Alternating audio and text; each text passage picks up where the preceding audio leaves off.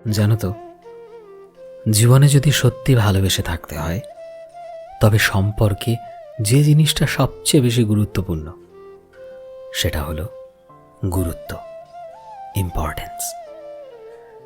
যদি তুমি কোনো মানুষকে সবথেকে বেশি গুরুত্ব দাও আর তার বদলে সে তোমায় তোমার প্রাপ্য সম্মানটুকুও না দেয়, তবে সেখানে আর গুরুত্ব দিয়ে কোনো লাভ হয় না।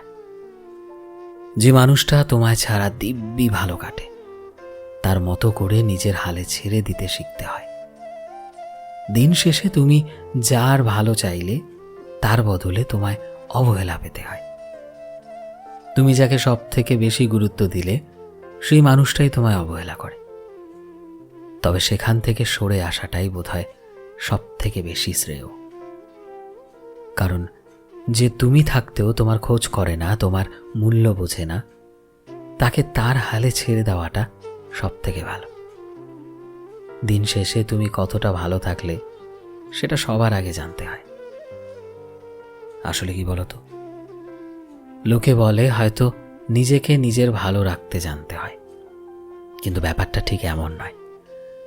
কখনো কখনো জীবনে ভালো থাকতে গেলে একটা বোঝার মতো, গুরুত্ব দেওয়ার মতো মানুষ থাকতে হয়।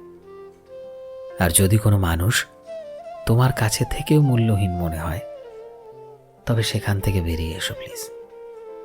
কারণ ভালোবাসার অপর নামই তো ভালো থাকা।